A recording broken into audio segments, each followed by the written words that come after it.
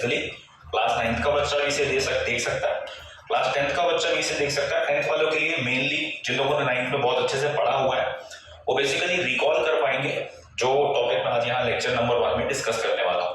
और जो class 9th के स्टूडेंट्स हैं उनके लिए प्योरली न्यू लेक्चर है, नया लेक्चर है, मतलब जो कंसेप्ट है, जो टॉपिक यहाँ डिस्कस करने वाले हैं वो इंटायरली न्यू है। एक्चुअली वैसे अगर देखा जाए तो जो टॉपिक हम लोग लेक्चर नंबर 1 में ले रहे हैं दैट इज पॉलिनोमियल्स। तो पॉलिनोमियल्स का इस्तेमाल आप क्लास 8th में क्लास 7th में करते आ रहे हो, बट आपको उस बात का रियलाइजेशन नहीं है कि आपने पॉलिनोमियल का इस्तेमाल किया हुआ है for the students of classes 9 and for the students of class 9। But रही बात 10th की, तो 10th के बच्चों ने चैप्टर 9th में पढ़ा हुआ है बट फिर भी बहुत सी चीजें क्लियर नहीं होती है क्लास 10th में। तो इस लेक्चर के कंप्लीशन होने तक ये सारी की सारी चीजें आपको क्लियर हो जाएंगी। Everything will be crystal clear regarding polynomials, their types and the basics regarding the polynomial which everyone should know। तो लेक्चर शुरू करते हैं। तो मैंने हेडिंग दे रखी है यहाँ पे लेक्चर की, और हेडिंग में आपको ये डिक्लेरेशन भी दे दी है कि भाई ये कॉमन लेक्चर है for the students of classes 9th and 10th। तो बेसिकली हम शुरुआत कहाँ से करेंगे, जो चैप्टर का नेम है, नेम क्या है, पॉलिनोमियल्स। तो how do we define a polynomial and how do we identify a polynomial, ये हमारा सबसे पहला फोकस है, पहला टॉपिक है, पहला स्टार्टिंग पॉइंट है for this learning this chapter. तो शुरुआत करते हैं। तो पहले तो मैं इसकी डेफिनेशन यहाँ पे स्टेट कर देता हूँ। आई होप कि आप लोग ये फॉन्ट साइज, जिस फॉन्ट साइज में मैं लिख रहा हूँ उसको देख पा रहे होंगे, वो विजिबल होगा आपको। जस्ट इन केस अगर फॉन्ट साइज आपको छोटा लगता है, क्योंकि मेरी थोड़ी सी हैबिट है थोड़ा सा छोटा लिखने की, तो जस्ट इन केस अगर आपको लग रहा है कि फॉन्ट साइज छोटा है तो आप प्लीज कमेंट सेक्शन में इन्फॉर्म कर सकते हैं कि फॉन्ट साइज थोड़ा सा बड़ा कर दीजिए, तो मैं अपनी हैंडराइटिंग थोड़ी सी बड़ी कर दूंगा। एनीवेज अभी शुरुआत करते हैं इसकी। तो पॉलिनोमियल बेसिकली इसको डिफाइन कैसे करते हैं कि भाई इट इज एन एक्सप्रेशन। अब एक नया वर्ड आ रहा है, expression, which is of the form p of x is equal to a naught plus a1x plus a2x square plus a3x cube and this will go on till a n x to the power n। अब यहाँ समझना क्या, a0, a1, a2, a3 and so on so forth, ये जो coefficients आपको दिख रहे हैं, ये जो आर्बिट्रेरी नंबर्स आपको दिख रहे हैं, एक्चुअली में ये कांस्टेंट्स हैं। these a1 to an, these are real coefficients, ये रियल नंबर्स होते हैं भाई, ठीक। अब इसमें रियल कोएफिशिएंट्स से मतलब ये तो सारे के सारे कांस्टेंट हो गए, ये सारे के सारे नंबर्स होंगे। तो बचा कौन, x बच रहा है, x इज द वेरिएबल। यहीं पे डिक्लेयर करेंगे कि x is the variable. But the most important point, जो सबसे इंपॉर्टेंट पॉइंट है वो अब आ रहा है, जो कि क्या, इन्वर्टेड कॉमर्स में लिखा हुआ है, the power of variable, the power of variable is a whole number in each term।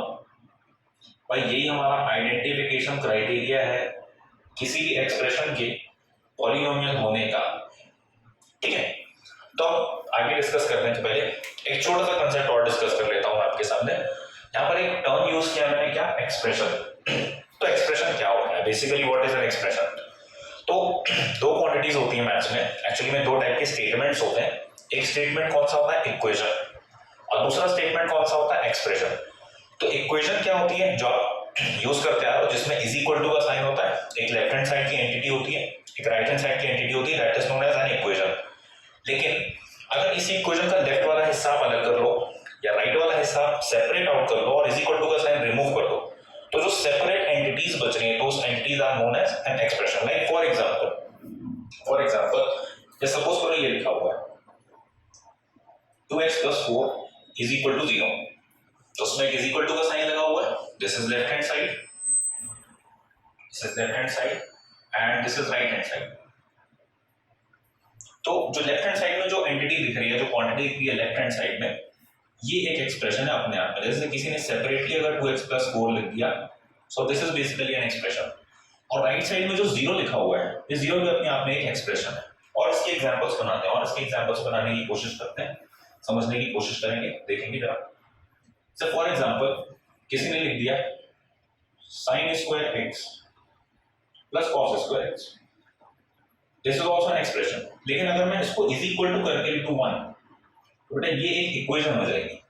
In fact ये एक आइडेंटिटी होती है। अब आइडेंटिटी क्या होती है वो अपन बाद में डिस्कस करेंगे, बट ये लेफ्ट वाला हिस्सा अलग से सेपरेटली, राइट वाला हिस्सा अलग से, ये एक्सप्रेशन है। तो polynomial is also a type of expression. ये एक एक्सप्रेशन होता है जिसको इस फॉर्म में रिप्रेजेंट कर सकते हैं, इस फॉर्म में लिखा जाता है। लेकिन एक्सप्रेशन की जो मेन मोस्ट इंपॉर्टेंट चीज है वो क्या है कि जो वेरिएबल्स है उस वेरिएबल की पावर हमेशा क्या होनी चाहिए, होल नंबर। तो कुछ इसके एग्जांपल डिस्कस करते हैं कि क्वेश्चन अपने से बोल रहा है identify which of the following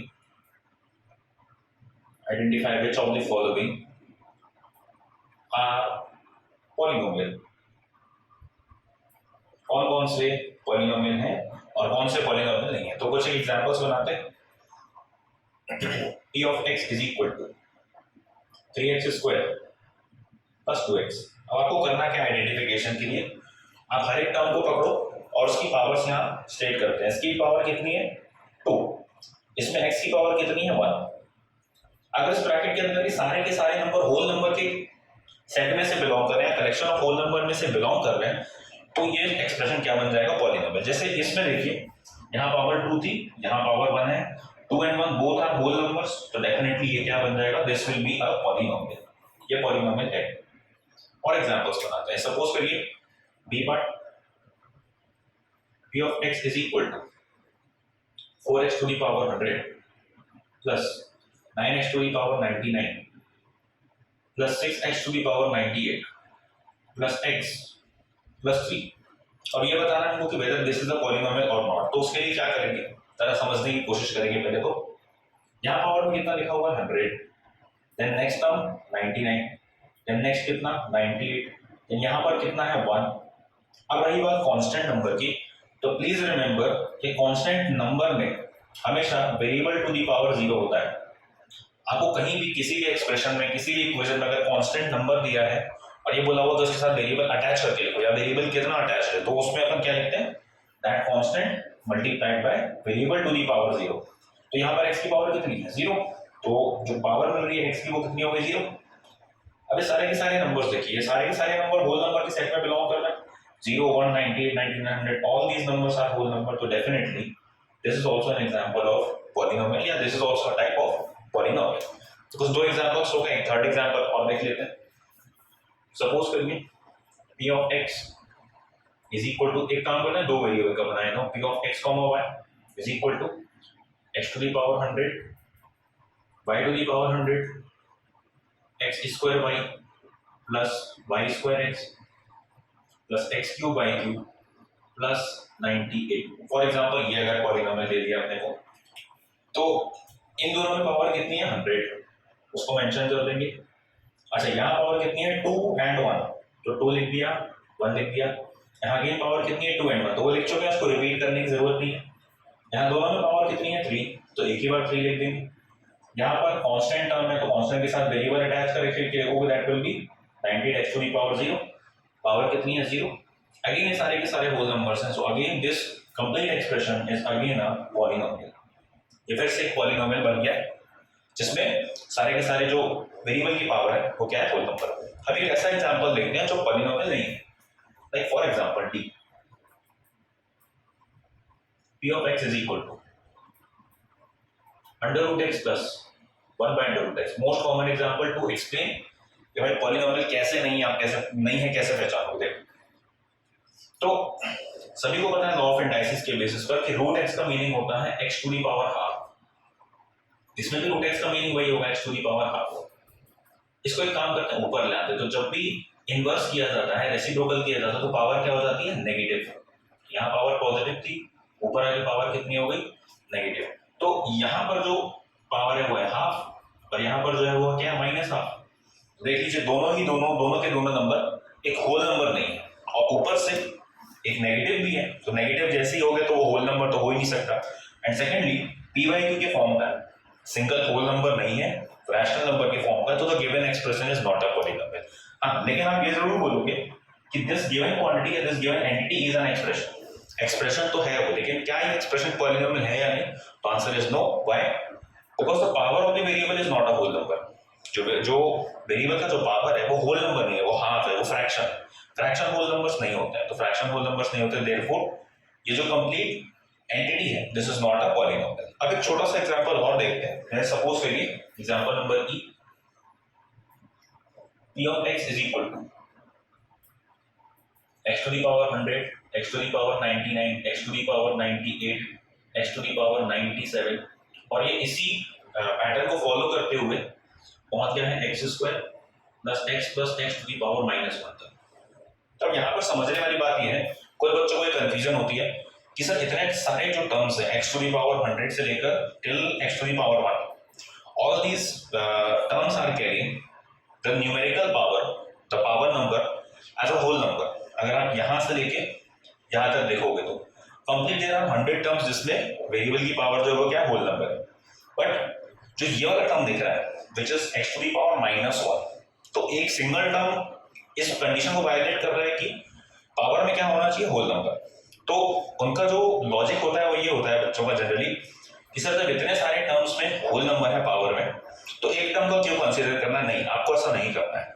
आपको क्या करना है, चाहे उसमें 1 करोड़ टर्म्स क्यों ना हो और उस 1 करोड़ टर्म में किसी एक टर्म की पावर में होल नंबर नहीं आया, जैसा कि यहाँ पे हो रहा है, आउट ऑफ दीज 101 टर्म्स जो लास्ट टर्म है उसकी पावर में क्या आ गया, -1। -1 is not a whole number.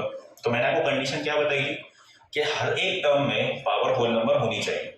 अगर एटलीस्ट किसी एक टर्म में भी अगर पावर होल नंबर नहीं है, फ्रैक्शन में आ गई है या नेगेटिव है या डेसिमल में आ गई है, चाहे पॉजिटिव हो चाहे नेगेटिव हो, तो उस केस में गिवन एक्सप्रेशन पॉलिनोमियल नहीं होगा। हाँ, इतना जरूर बोल सकता हूँ कि सर अगर इस टर्म को छोड़ दें सिर्फ और उसके बाद जो लिखा हुआ है उतना पार्ट पॉलिनोमियल है तो yes that part is polynomial. लेकिन सिंस ये वाला टर्म इसमें ऐड हो गया है तो ये टर्म ऐड होने की वजह से the given expression is not a polynomial.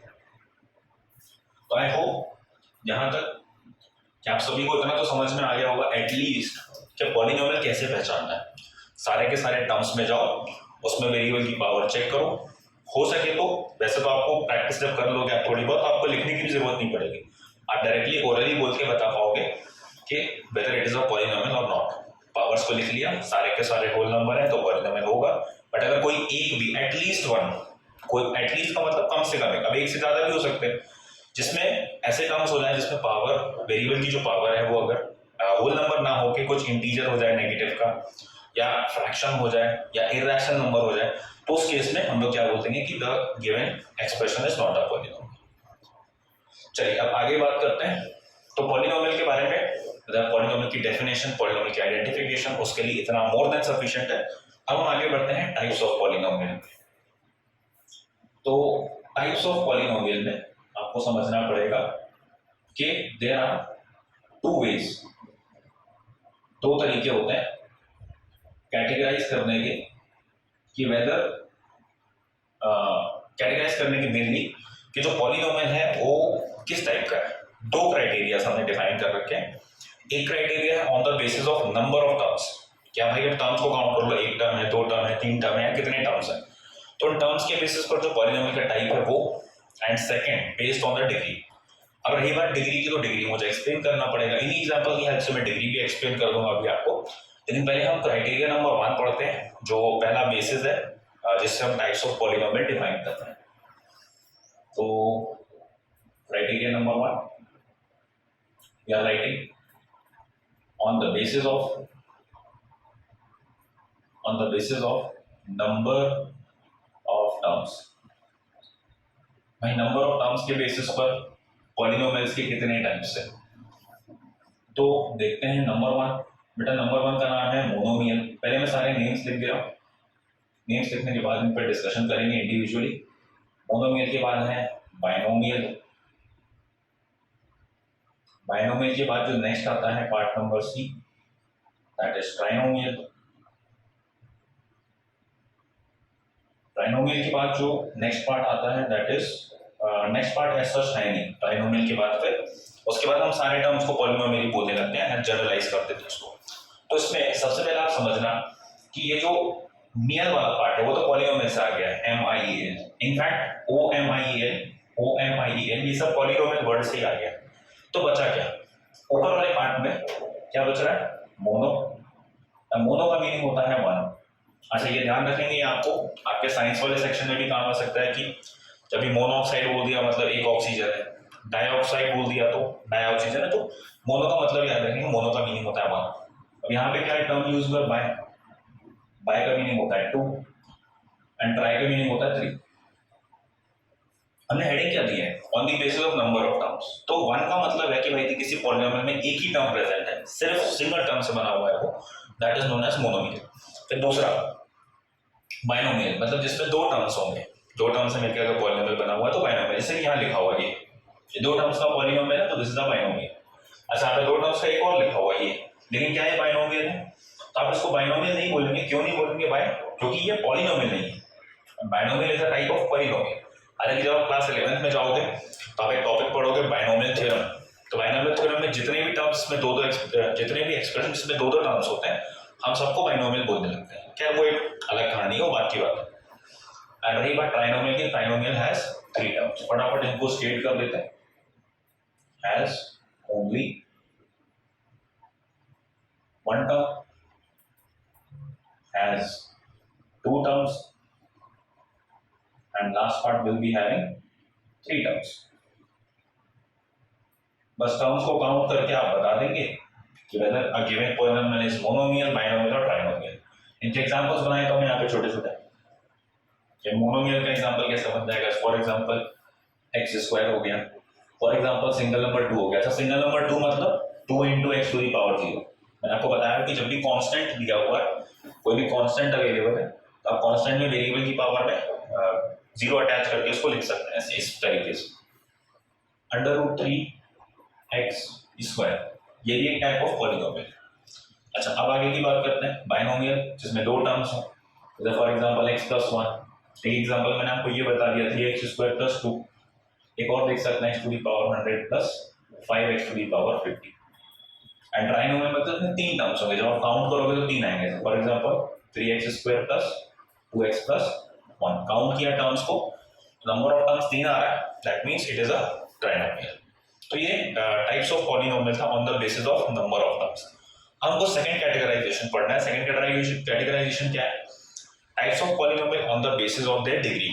तो डिग्री को समझने के लिए जब डिग्री के बारे में डिस्कशन होगा तब आपको समझ में आएगा कि बेसिस ऑफ डिग्री क्या है, मतलब डिग्री के बेसिस पर कितने टाइप्स ऑफ पॉलिनोमियल। तो सबसे पहले अपन डिग्री के बारे में डिस्कशन कर लेते हैं कि भाई how do we define degree of a polynomial. Degree of a polynomial, तो इसको समझने के लिए या इसको समझाने के लिए मैं आपके सामने बोर्ड में लिखे हुए एग्जांपल्स का ही यूज करने वाला हूं, ठीक है। तो फर्स्ट ऑफ ऑल पहली चीज तो ये समझ लेंगे कि डिग्री हमेशा पॉलिनोमियल की डिफाइन होगी।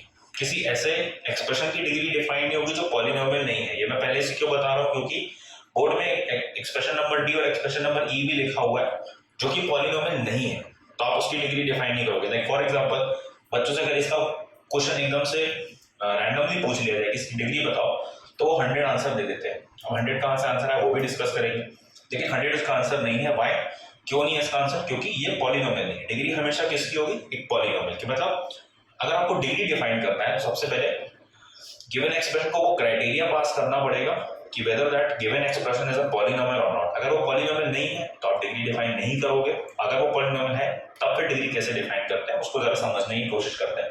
डेफिनेशन बताने के पहले मैं आपको एक्सप्लेन कर रहा हूँ कि भाई क्या है सीन डिग्री का, कैसे एक्सप्लेन करें। तो देखो पॉलिनोमियल में कई टर्म्स हो सकते हैं, एक टर्म भी हो सकता है, दो तीन and so on so fourth. जैसे बोर्ड में मैंने काफी लिख भी दिए, ये कुछ तीन पॉलिनोमियल्स में काफी ज्यादा टर्म्स हैं।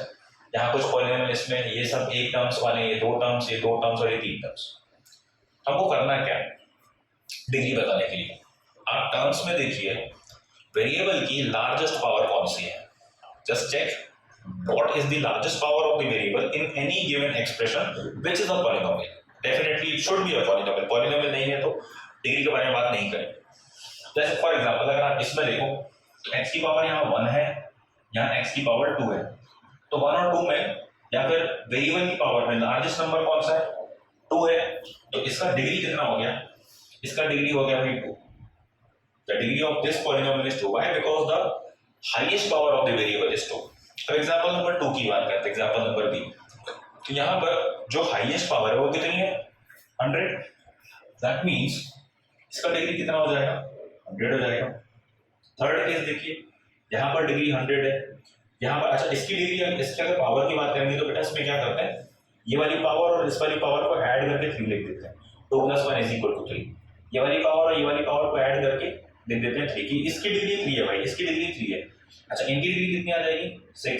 अब आप पावर्स में देखो, यहाँ 100 है, यहाँ 100 है, यहाँ 3 है, यहाँ 3 है, यहाँ 6 और यहाँ 0। तो जो हाईएस्ट नंबर या हाईएस्ट वैल्यू पावर की कौन सी है? 100 है ये। तो इसकी डिग्री कितनी हो जाएगी? The degree of this polynomial is again 100, ऊपर वाले की तरह। अच्छा अब मोनोमियल्स, बाइनोमियल, ट्राइनोमियल के बारे में बात कर लेते हैं।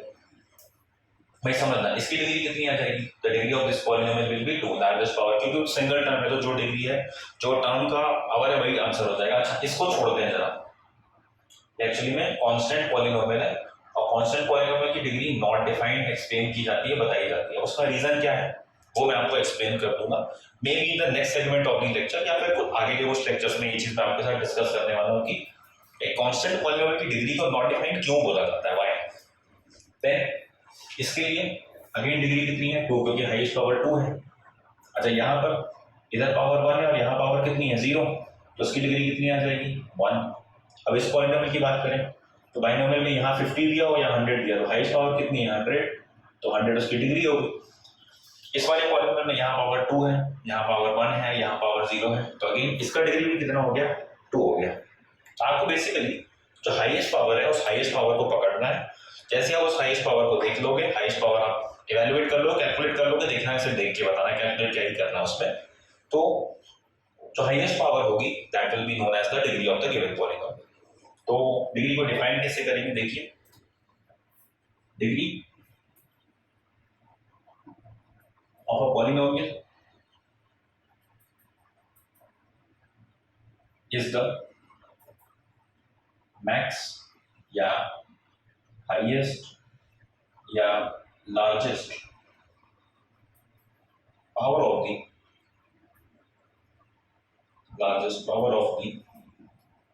variable that exists in a given polynomial। जो हाईएस्ट पावर है वो हाईएस्ट पावर ही क्या होती है? उसकी डिग्री। अब रही बात टाइप्स की, तो डिग्री के बेसिस पर टाइप्स कितने हैं तो उन पर डिस्कशन करते हैं अपन, आगे की बात करते हैं, समझते हैं चीजों को।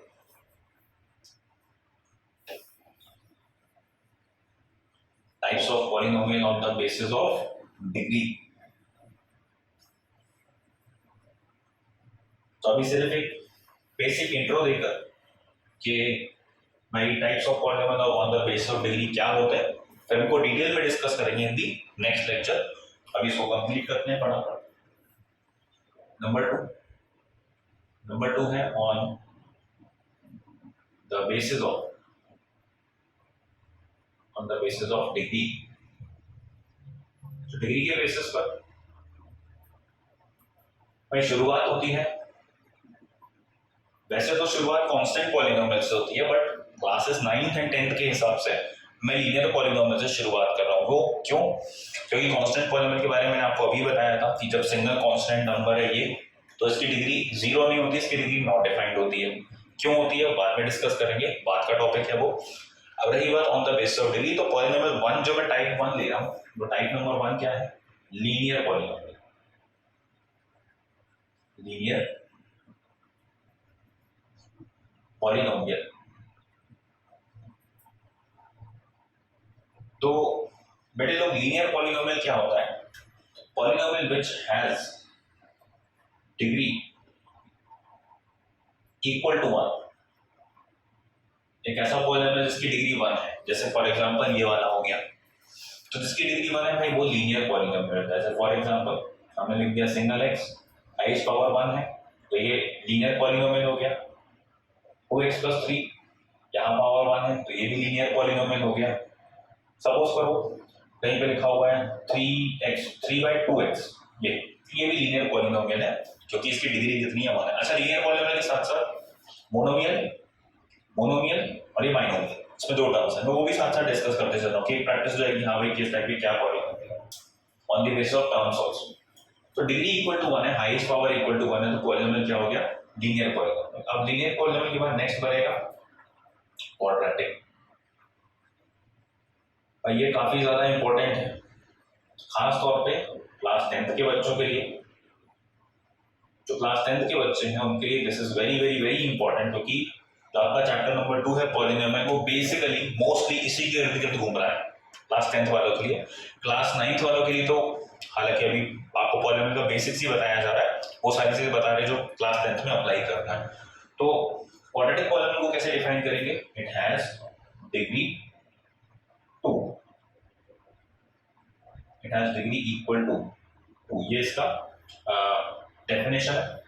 अब ऐसे एग्जांपल के तौर पर ले लिया एक्स स्क्वायर, दूसरा एग्जांपल ले लिया x square plus 2x, third example ले लिया वो लिख रहा हूँ, दोबारा कॉपी कर रहा हूँ 3x square plus 2x plus 1, और एक एग्जांपल ये भी ले सकते हैं कि एक्स स्क्वायर प्लस 1।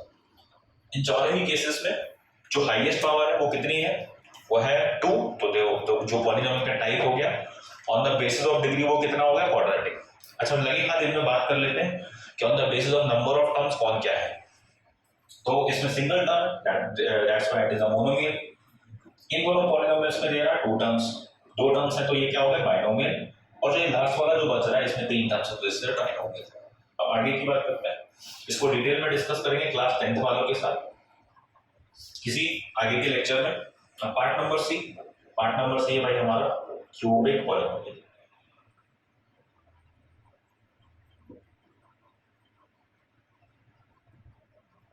तो क्यूबिक पॉलिनोमियल कैसे डिफाइन होता है भाई, it has degree equal to 2, has degree equal to 3, sorry 2 नहीं 3 के इक्वल होती है इसकी डिग्री। जैसे एग्जांपल के तौर पर x cube, next x cube plus 1 monomial बन गया, बाइनोमियल बन गया। अब एक ट्राइनोमियल बना देते हैं,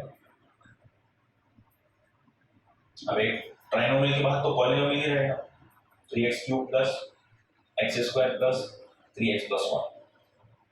So all these are examples of cubic polynomial. Why? Because their highest power or the largest power is 3. That's why therefore the degree is 3. तो जो डिग्री है वो 3 के बराबर है, तो ये क्या क्यूबिक पॉलिनोमियल होगा। अब क्यूबिक पॉलिनोमियल के बाद अगर आप एनसीईआरटी देखोगे तो एनसीईआरटी में एक कंप्लीट टेक्स्ट के अंदर कहीं कहीं लिख दिया है, तो उसको अपन यहाँ पे सेग्रीगेट करके पढ़ लेते हैं। पार्ट नंबर डी होता है बेटा बाय क्वाड्रेटिक पॉलिनोमियल। तो आप समझ गए होगी कि बाय क्वाड्रेटिक की डिग्री कितनी होगी, ऑब्वियसली उसकी डिग्री 4 के इक्वल आने वाली है बाय क्वाड्रेटिक पॉलिनोमियल। अच्छा बाय क्वाड्रेटिक में एग्जांपल में एक ही बनाऊंगा क्योंकि अब आपको समझ में भी आ गया होगा, एज डिग्री इक्वल टू 4। एक कंप्लीट बाय क्वाड्रेटिक पॉलिनोमियल बना देते हैं। जैसे सपोज करो ax to the power 4 bx cube cx square plus dx plus e।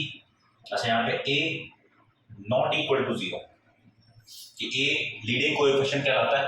ये सारी बातें जो मैं डिस्कस कर रहा हूँ कि भाई this is the standard form of biquadratic polynomial, a की वैल्यू 0 नहीं होनी चाहिए, a b c d e these are all real numbers. इसको डिटेल में डिस्कस करूंगा मैं अपने लेक्चर नंबर 2 में, सेकंड लेक्चर में, वो भी क्लास 9 और 10th का एक कॉमन लेक्चर होगा, उसको आप दोनों ही क्लास के बच्चे देख सकते हैं क्योंकि उसमें इन्हीं के बारे में थोड़ा सा डिटेल में पढ़ेंगे, लिटिल बिट, है ना। अब बाय क्वाड्रेटिक का एग्जांपल एक बना देते हैं, ये तो उसका स्टैंडर्ड फॉर्म ही हो गया, और standard form can be considered as an example as well. 4x to the power 4 3x cube 2x square plus x plus 9, ये इसका हो गया बाय क्वाड्रेटिक का। अब एक लास्ट और बच रहा है which is known as polynomial number e, which is known as quintic polynomial। Definitely आप समझ गए होंगे कि जो क्विंटिक पॉलिनोमियल है उसकी डिग्री कितने आने वाली है, उसकी डिग्री आने वाली है 5, क्योंकि 1 2 3 4 तक हो गया। अब जो रिमेनिंग बच रहा है it will have degree equal to 5। Quintic polynomial has degree equal to 5, इसकी डिग्री 5 है। स्टैंडर्ड फॉर्म बना देता हूँ इसका भी मैं, ax to the power 5 bx to the power 4 cx³ dx² dx plus f and a is not equal to 0। ये leading coefficient कभी भी 0 के इक्वल नहीं होता। एग्जांपल बना लेते हैं, 5x to the power 5 2x power 4 root 3x³ 2x plus 3x square plus 91। तो एग्जांपल हो किसका, क्विंटेट पॉलिनोमियल का। तो यहाँ पर आकर जो हमारा पॉलिनोमियल का बेसिक्स है, दैट इज आइडेंटिफिकेशन के बाद डिग्री क्या होती है, वो डिग्री होने के बाद जो टाइप्स ऑफ पॉलिनोमियल का सेक्शन है, इसके दो पार्ट्स पढ़े हम लोगों ने। एक on the basis of number of terms, monomial, binomial, trinomial. Mono मतलब 1 यानी 1 टर्म होगा, बाइनोमियल मतलब 2 मतलब 2 टर्म्स होंगे, एंड ट्राई का मतलब 3 मतलब 3 टर्म्स होंगे इसमें ट्राइनोमियल के केस। उसके बाद डिग्री के बेसिस पर डिग्री को कैसे डिफाइन किया, the highest power of the variable in any polynomial, most importantly polynomial होना जरूरी है, then that highest power is known as the degree of the polynomial. And then last हमने basis of degree के basis पर 5 types of polynomial define कर दिए, linear, quadratic, cubic, biquadratic and quintic. इनकी degrees कैसी है, 1 2 3 4 5। कि मैंने कुछ 2 के आपको स्टैंडर्ड फॉर्म बना के दिखाए हैं। कुछ टर्म्स यहाँ पे मैंने आपके लिए क्लिफ हैंगर पे आपको छोड़ रहा हूँ, लीडिंग कोएफिशिएंट क्या होता है, स्टैंडर्ड फॉर्म क्या होता है, एंड मेनी मोर थिंग्स जो अपन अपने लेक्चर नंबर 2 में डिस्कस करेंगे। तो आज के लेक्चर के लिए यहीं तक रखते हैं। अगर आपको किसी भी सेगमेंट में कोई भी डाउट हो, किसी भी टाइप की कोई चीज़ हो, तो आप जो नीचे कमेंट सेक्शन है उसमें बता सकते हैं। कुछ समय बाद मैं आपको कुछ लिंक्स भी प्रोवाइड कर दूंगा, नंबर्स भी प्रोवाइड कर दूंगा, जिसपे आप कांटेक्ट कर सकते हैं, बात कर सकते हैं, अपने डाउट्स वहां पे क्लियर कर सकते हैं, पूछ सकते हैं। आज के लिए इतना ही, थैंक यू।